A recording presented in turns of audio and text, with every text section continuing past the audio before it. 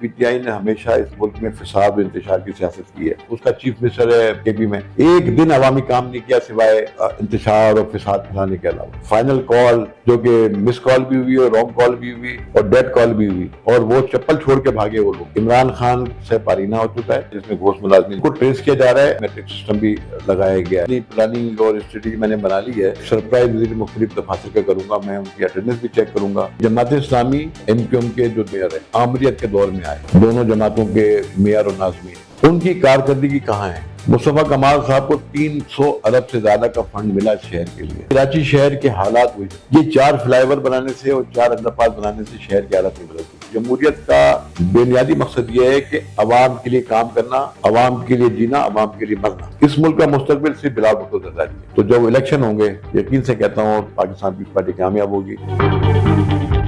خبریں ڈیجیٹل سے وحید جمال آج ہمارے ساتھ وقار مہندی صاحب سے سندھ کے حوالے سے خصوصاً کراچی کے حوالے سے گفتگو کریں گے اور ان سے رہنمائی حاصل کریں گے اپنے ناظرین کے لیے. السلام علیکم وقار مہندی صاحب. وعلیکم السلام. کیسے ہیں امت بھائی؟ آپ ٹھیک ہیں؟ بہت شکریہ. Thank you.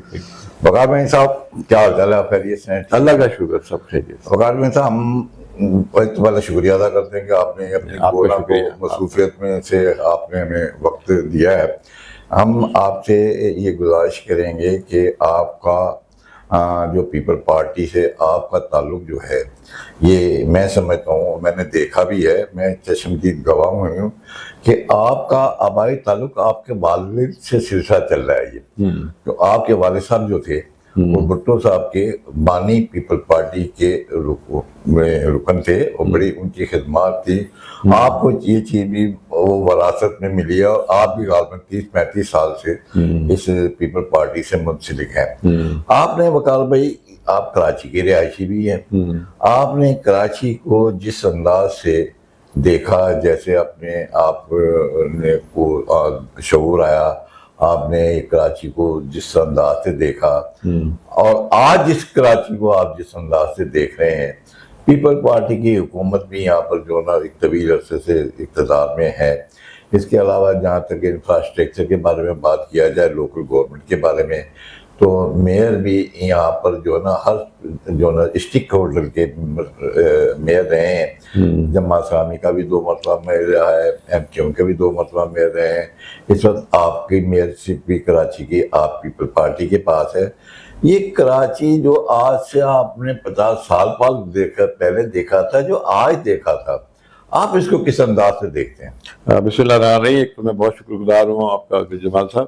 آپ پاکستان کے ایک نامور صحافی ہیں اور ترقی پسند صحافی ہیں اور عوامی ایشوز پہ اور سیاسی صورتحال پہ بڑی گہری نظر رکھتے ہیں. آپ کا بہت شکریہ. آپ نے مجھے یہ عزت بخشی اور مجھے بھی موقع فراہم کیا کہ آپ کے تھرو میں ناظرین سے اپنے اور سامعین سے کچھ بات کر سکوں.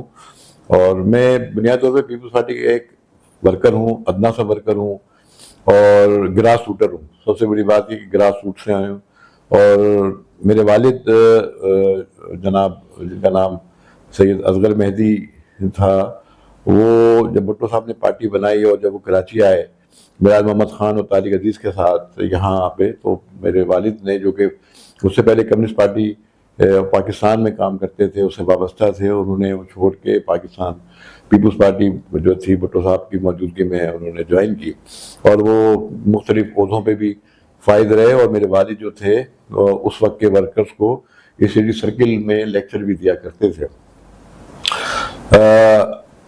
میں نے تو آنکھ کھول کے پیپلز پارٹی گھر میں دیکھی اور اس وقت اسکول میں پڑھتا تھا, پھر کالج میں آیا. لیکن بنیادی طور پہ میری پیپلز پارٹی میں جو فزیکلی میری جو ایکٹیویٹی شروع ہوتی ہے وہ اس کی تاریخ بھی بڑی عجیب سی ہے. اور وہ جس دن ماشاءاللہ لگا اس ملک میں 5 جولائی 1977, اس دن سے میں نے عملی سیاست کا اور عملی جدوجہد کا آغاز بھی 5 جولائی 1977 سے کیا. میں اس وقت فرسٹ ایئر میں پڑھتا تھا گورنمنٹ سٹی کالج ناظر آباد کے اندر, اور اسٹوڈنٹ موومنٹ بھی تھی اور جدوجہد بھی تھی. پیپلز پارٹی کے کارکن جو تھے وہ بھٹو صاحب کی گرفتاری کے خلاف جدوجہد کر رہے تھے, بھٹو صاحب کو شہید کیا گیا, اس کے خلاف جدوجہد کی اور اس کے بعد ایم آر ڈی بنی. ایم آر ڈی میں جو ہے ایم آر ڈی میں کی جدوجہد میں شریک رہے تو یہ سلسلہ چلتا رہا 11 سال تک، اور میں اپنی لیڈرشپ کو سب سے زیادہ خراج تحسین بھی اور خراج عقیدت پیش کروں گا جناب محترمہ بیگم نصرت بھٹو صاحبہ کو، محترمہ بے نظیر بھٹو صاحبہ کو. انہوں نے سخت ترین ماشاء اللہ کے دور میں جس طرح سے کارکنوں کے ساتھ کھڑی رہیں، کارکنوں کے ساتھ شانہ بشانہ رہیں، اور کارکن بھی ان کے شانہ بشانہ جرت کی. اور یہ سمجھیے کہ میری بنیادی طور پہ پارٹی کے اندر تربیت جو ہے وہ میری محترمہ بے نظیر بھٹو صاحبہ نے کی، بیگم صاحبہ نے کی.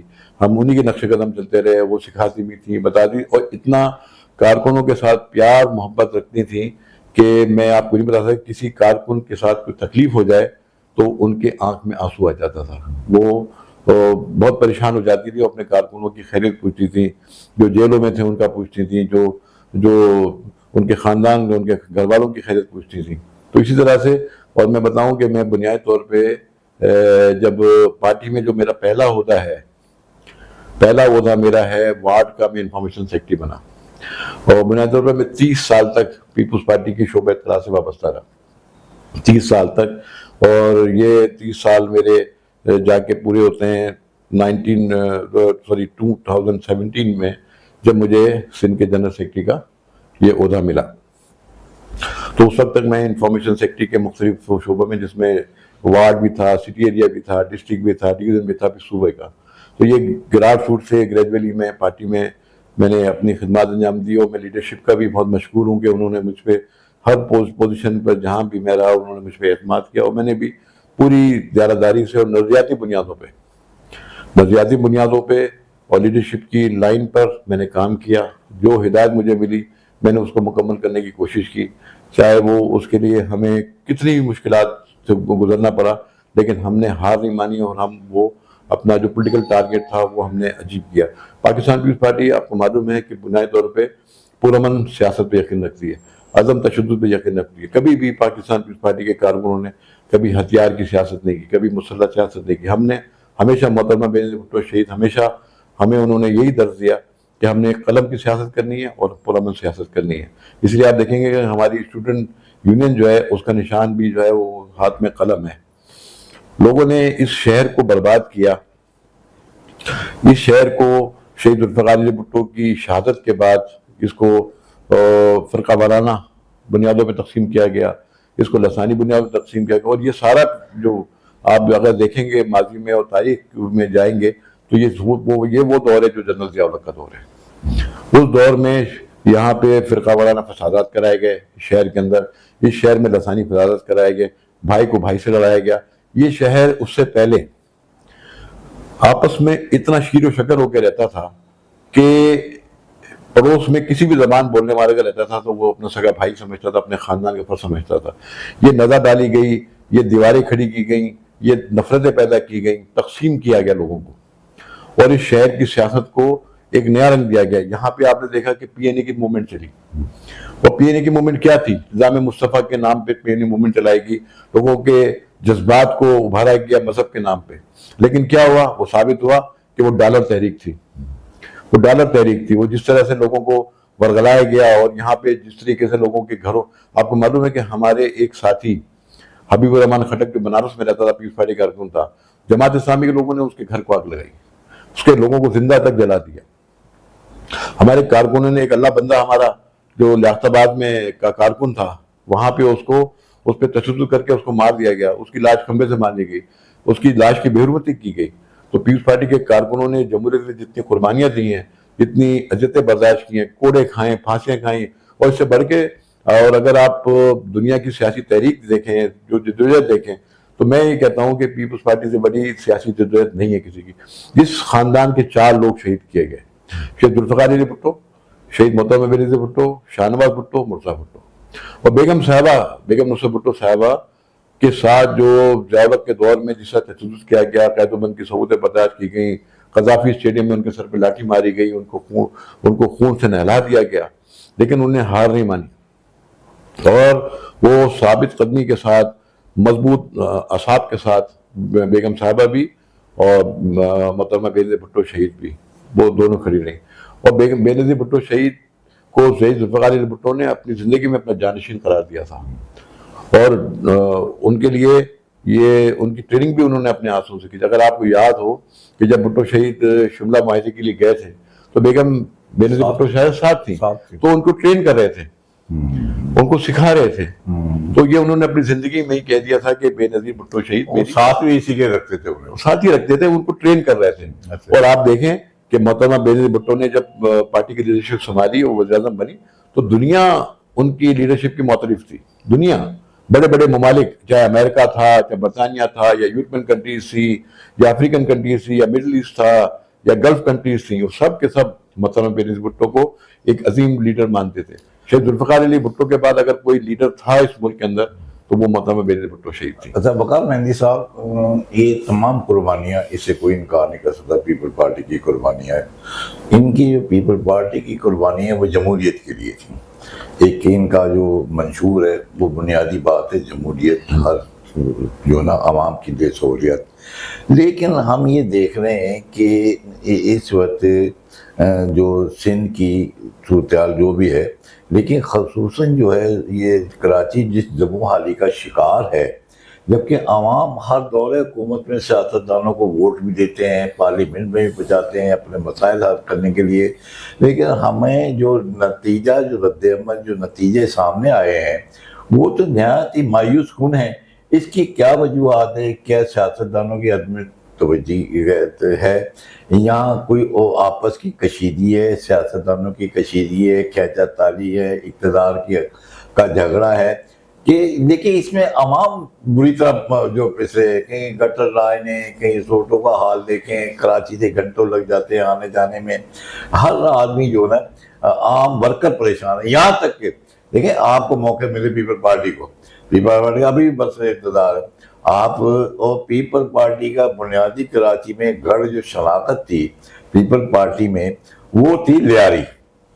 ہر دور میں ہمیں جب ہارون صاحب کی فیملی کو ہرایا اس وقت بھی ستار کپور صاحب وہاں کے جیتے تھے, وہاں کی بھی کوئی ایسی کوئی خوشحالی ہمیں لیاری میں نظر نہیں آتی. باقی حکومت تو چھوڑے آپ, تو اس کی کیا وجوہات ہے ذرا سے تھوڑا سا میں بتایا تھا کہ عوام تک ہم پہنچا سکیں. دیکھیں جی, میں آپ کو عرض کروں کہ اس شہر میں جیسے آپ نے بھی اپنے ابتدائی گفتگو میں فرمایا, جماعت اسلامی کے میئر رہے, ایم کیو ایم کے بھی میئر و ناظم رہے یہاں پہ.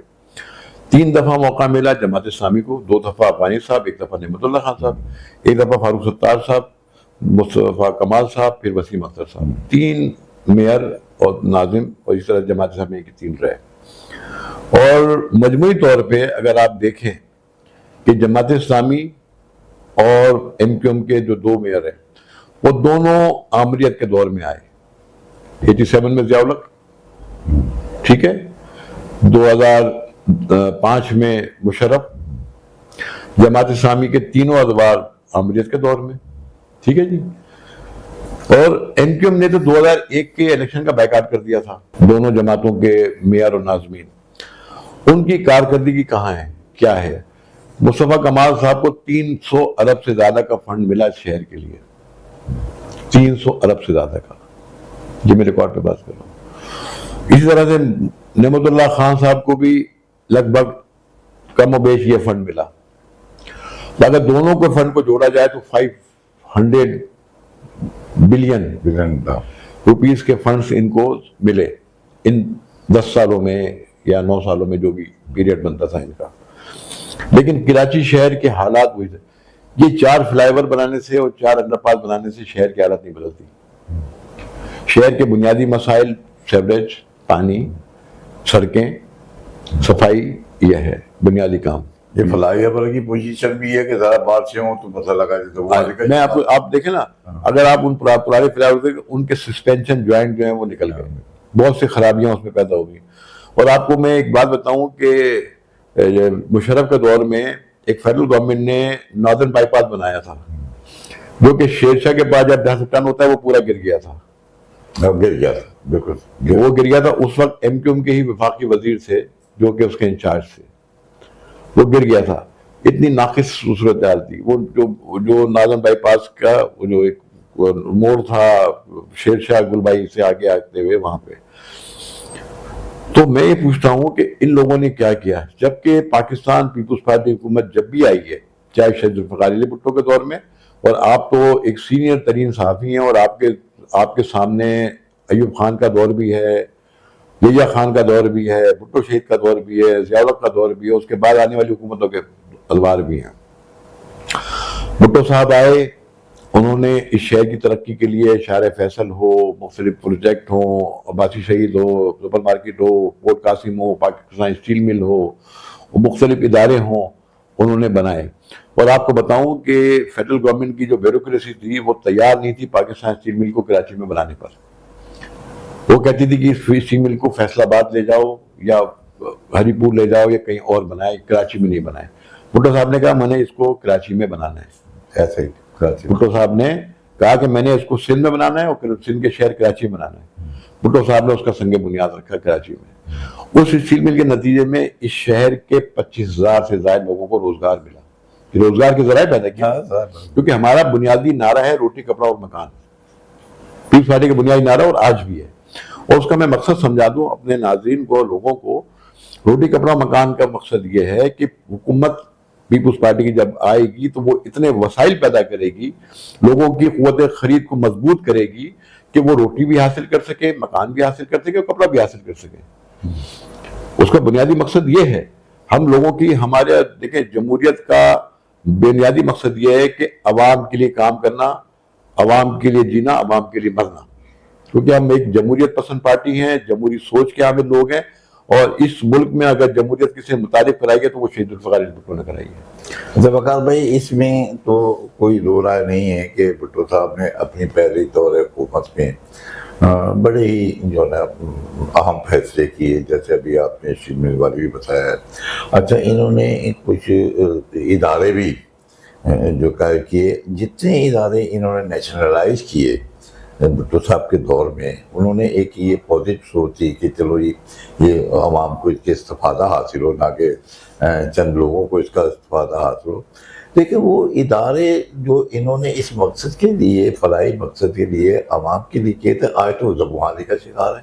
کسی ایک ادارے کی ایسی مثال دیں کہ جو بھٹو صاحب نے تو کیا، جو ٹھیک کیے تھے، لیکن کیا انہیں آگے اس سفر کو جاری کیوں نہیں رکھا جا سکا؟ کون سی رکاوٹیں پیدا ہوئی؟ دیکھیں جی، جہاں تک وہ بینک سے بینک تو ڈی نیشنلائز ہو گئے، وہ مختلف حکومت نے کر دیے۔ دیکھیں اس میں مقصد بنیادی طور پہ یہ تھا کہ سیٹ کی جو مونوپلی تھی اس کو توڑ کے اس کے ساتھ ملازمین کو شریک اس میں کرنا تھا، اس کے بزنس پارٹنر کے طور پہ۔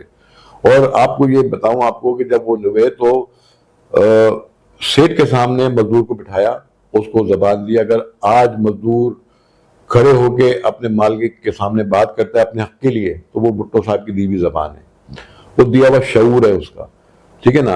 اور اس زمانے میں اسکول نیشنلائز کیے گئے، اس میں یہی تھا کہ بنیادی تعلیم مفت تعلیم دی جائے۔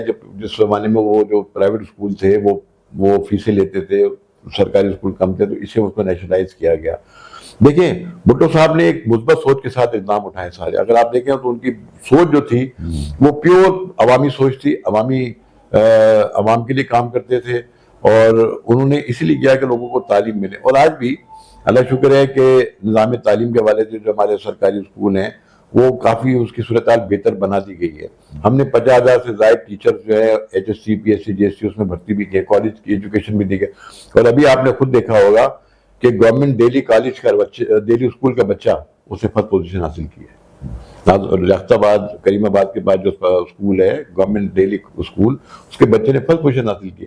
تو حکومت کے سرکاری اسکولوں میں معیار تعلیم بہتر ہو رہا ہے تو پہلی پوزیشن حاصل کی نا اس نے۔ ہم پوری کوشش کر رہے ہیں، اور میں اپنے ناظرین سے بھی کہوں گا کہ اپنے بچوں کو سرکاری اسکول تک لے جائیں، کیونکہ ہم اس کی پوری کوشش کر رہے ہیں کہ جو ان پہ بوجھ ہے پرائیویٹ اسکولوں میں بچوں کو پڑھانے کا وہ کم سے کم ہو، کیونکہ حکومت سندھ جو ہے وہ اسکول ایجوکیشن کے اوپر تقریباً 40 بلین سے زیادہ اخراجات کرتی ہے۔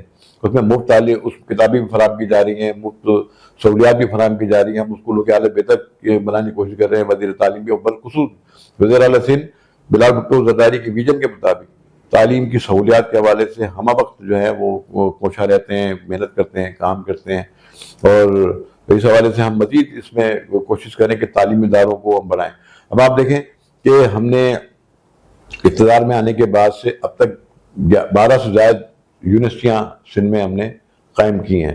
مختلف جنرل یونیورسٹیز ہیں، میڈیکل یونیورسٹیز ہیں، انجینئرنگ یونیورسٹیز ہیں، اس طرح کی یونیورسٹی ہم نے قائم کی تعلیمی معیار کو بہتر بنانے کے لیے، اعلیٰ تعلیم کے لیے ذرائع پیدا کرنے کے لیے. تو وہ جو ضبو حنو کی آپ نے بات کی، کسی حد تک کچھ جگہ پہ ایسا ہوگا، لیکن ہم پوری کوشش کر رہے ہیں اور ہم چاہتے ہیں کہ کمیونٹی کے ساتھ، کمیونٹی جو علاقے کے ساتھ مل کے اس کو ہم بہتر سے بہتر کریں.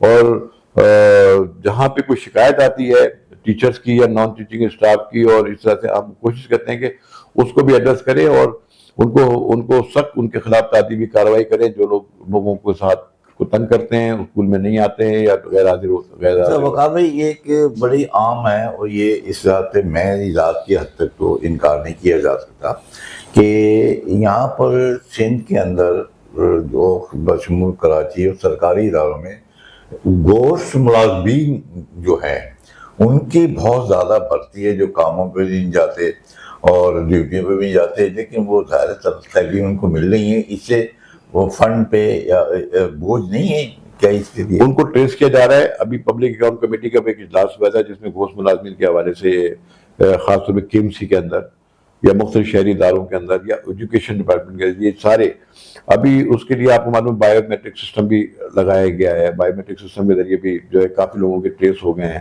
اس طرح سے کافی لوگ جو ہیں وہ جو گوشت سے ان کو نکالا بھی گیا ہے، ان کو ہم بالکل ٹریس کر رہے ہیں. اور ہم یہ چاہتے ہیں کہ جو ملازم ہو وہ ڈیوٹی پہ آئے، اپنے 8 گھنٹے کی ڈیوٹی پوری کرے، لوگوں کی خدمت کرے، کام کرے اور اس کے بعد چھٹی کرے. تو اس پر ہم نے سخت نوٹس لیا ہوا ہے چیف منسٹر صاحب نے، اور میں اپنے ڈپارٹمنٹ کی طرف سے، اور انہوں نے مجھے یہ آپ وقار بھائی اس وقت جو ہے نا آپ کی جو ذمہ داری بڑی عام ہے، آپ CM کی انسپیکشن ٹیم کے سربراہ بھی ہیں. یہ تمام چیزیں یہ انسپیکشن میں نہیں آتی کہ اس قسم کے معاملات کی انکوائریاں کی جائیں تو کیا اور ان کا سدباب ہو سکے؟ اس بارے میں آپ کی کیا؟ میں بالکل یہ اپنی پلاننگ اور اسٹریٹجی میں نے بنا لی ہے کہ میں اپنے ڈپارٹمنٹ کے افسروں کے ساتھ مل کے، جو میری انسپیکشن ٹیم کی چیئرپرسن ہے اور مختلف افسران ہیں، میں سرپرائز وزٹ مختلف دفاتر کا کروں گا. میں ان کی اٹینڈنس بھی چیک کروں گا، ان کے دفتر میں ہونے والے جو لوگوں کے مسائل ہیں اس کو بھی دیکھوں گا.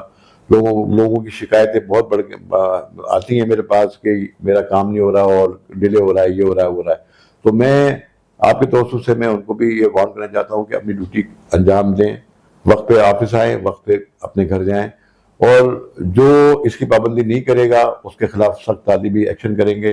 میں آن گراؤنڈ جا کے، میں دفتر میں بیٹھ کے ایئر کنڈیشن میں بیٹھ کے کام کرنے کا عادی نہیں ہوں. میں فیلڈ میں جانے کے لوگوں کا کہ دفاتر میں خود جا کے چیک کروں گا. اس کے ساتھ ساتھ میں جو حکومت سندھ کی ADP اسکیمیں، مختلف ڈیولپمنٹ اسکیمیں چل رہی ہیں، اس کا بھی میں وزٹ کروں گا، اس کی بھی بریفنگ لوں گا، اس کو بھی جا کے دیکھوں گا تاکہ اس کا کوالٹی اس کی بہتر ہو. ہمارے پاس بہت ساری انکوائریز چل رہی ہیں جو چیف منسٹر صاحب نے ہمیں بھیجی ہوئی ہیں، تو وہ بھی انڈر پروسیس ہے، جس میں کئی چیزیں ہمیں ایسی بھی ملی ہیں جس میں بہت زیادہ جو ہے وہ ڈپارٹمنٹ کے افسروں نے امبیزلمنٹ کی ہوئی ہے، یہ غلط طریقے سے کام کیے ہوئے ہیں کہ شکایتیں، اس کی بھی ہم میرٹ پہ انکوائری کرتے ہیں. میرٹ پہ ہم ان کو بھی پورا موقع فراہم کرتے ہیں، کمپلینٹ کو بھی سنتے ہیں، اور جو اس کی ریکمنڈیشن اور فائنڈنگس ہوتی ہے وہ ہم چیف منسٹر صاحب کو دیتے ہیں. اچھا وقار بھائی، آپ ظاہر کہ ایک بڑی ذمہ دار پوسٹ پہ رہے ہیں اور سینیٹر بھی رہے ہیں. آپ نے ظاہر ہے کہ ایک بڑا کردار ہوتا ہے سینیٹر کا، اور آپ کا ویسے بھی سیاسی بیک گراؤنڈ ہے، سیاسی ذمہ داریاں بہت ہیں آپ کے اوپر. ابھی بھی آپ سندھ کے جنرل سیکرٹری ہیں. یہ موجودہ یہ 24 نومبر کے بعد جو صورتحال نظر آ رہی ہے، اس کے نتائج اور اس کا مستقبل کیا دیکھ رہے ہیں؟ ہم کہاں کھڑے ہوئے ہیں؟ دیکھیں جی، اگر آپ بات PTI کی کر رہے ہیں تو PTI نے ہمیشہ اس ملک میں فساد و انتشار کی سیاست کی ہے. اس نے 3.5 سال حکومت میں اس ملک کا جو بیڑا غرق کیا ہے، اس نے اس ملک کو ڈیلیور تو کچھ نہیں کیا لیکن تباہی مچا دی پوری. لوگوں کو سب باغ دکھائے، 1 کروڑ نوکری، 50 لاکھ گھر، اور یہ وہ، اور لا کے لوگوں کو مرغی اور انڈے پہ لگا دیا اس نے. کوئی اور صرف اب انتشار کے علاوہ، فساد کے علاوہ، کوئی اس کا چیف منسٹر ہے KP میں، ایک دن عوامی کام نہیں کیا سوائے انتشار اور فساد پھیلانے کے علاوہ. کوئی ایک کام بتا دیں کہ اس نے KPK کے اندر اس 7-8 مہینے کے اندر کوئی ایک عوامی فلاح و بہبود کے حوالے سے کوئی اقدام کیا ہو، سوائے فساد زدہ لفظ الفاظ کے ساتھ جو ہے وہ تقریر کرنا، فساد کی سازش کرنا، ملک کو انتشار کی سیاست میں مبتلا کرنا، ملک کے خلاف سازش کرنا. ابھی ان کی جو بیگم صاحبہ نے ایک انٹرویو دیا جس میں سعودی عرب پہ الزام لگایا گیا. افسوسناک اور شرمناک بات ہے کہ اپنے ملک کی عزت کے ساتھ کھیلنا اور اپنے ملک کی عزت کو نقصان پہنچانا. میں تو شدید مذمت کرتا ہوں. اور ابھی آپ نے دیکھا کہ جو یہاں پہ انہی نے فائنل کال جو کہ مس کال بھی ہوئی اور رانگ کال بھی ہوئی اور ڈیڈ کال بھی ہوئی, اس کا کوئی نتیجہ نہیں نکلا, اور وہ چپل چھوڑ کے بھاگے, وہ لوگ ننگے پیر جوتیاں اور سامان چھوڑ کے بھاگے ہیں وہاں سے. یہ تو حال ہے ان کا. تو جناب عمران خان کا جو قصہ ہے وہ قصہ پارینہ ہو چکا ہے, ٹھیک ہے نا. وہ اپنے آپ کو زندہ رکھنے کے لیے اور اپنے اس کے لیے اس قسم کے حربے اور ہتھکنڈے استعمال کرتے ہیں. اس ملک کا مستقبل صرف بلال بھٹو زرداری ہے. اس ملک کے نوجوانوں کا جو 65% زیادہ نوجوانوں کا لیڈر, واحد لیڈر بلال بھٹو زرداری ہے, اسی کا ویژن ہے. اگر آپ اس کو دیکھیں گے تو آج بلال بھٹو زرداری وہ ہے جس نے 26ویں ترمیم پہ اتفاق رائے پیدا کر کے دکھایا. اس نے 2 مہینے کی محنت کر کے وہ ترمیم پاس ہوئی ہے. تو بلال بھٹو زرداری کا جو ویژن ہے وہ اس جدید پاکستان کا ویژن ہے, اس مضبوط پاکستان کے لیے ویژن ہے, اس ترقی پسند اور جمہوری پسند پاکستان کا ویژن ہے. اور انشاءاللہ میں یہ امید کرتا ہوں اور کہ آئندہ جب یہ وقت مکمل ہوگا اس پروسیس کا, تو جب الیکشن ہوں گے تو آپ کو میں یقین سے کہتا ہوں کہ اللہ کی تائید سے اور عوام کی حمایت سے پاکستان پیپلز پارٹی کامیاب ہوگی انشاءاللہ. اس پارٹی میں جن کی جڑوں میں شہیدوں کا خون شامل ہے, ہماری ساتھیوں کی جدوجہد شامل ہے, اور یہ پاکستان پیپلز پارٹی کا جو ایک تناور درخت ہے, اور آج 57 سال اس کو ہو گئے ہیں. ہم اپنی یوم تاسیس بھی 30 نومبر کو منانے جا رہے ہیں جو کل کا دن ہے. تو انشاءاللہ یہ پاکستان پیپلز پارٹی ہی اس وفاق کی علامت ہے, وفاق کی ضمانت ہے, اور پیپلز پارٹی ہی اس ملک کو یکجہت اور متحد رکھ سکتی ہے. اور انشاءاللہ پاکستان پیپلز پارٹی عوام کے سے کیے ہوئے ایک ایک وعدے کو انشاءاللہ پورا کرے گی. بہت شکریہ بھائی, بڑی مہربانی. Thank you.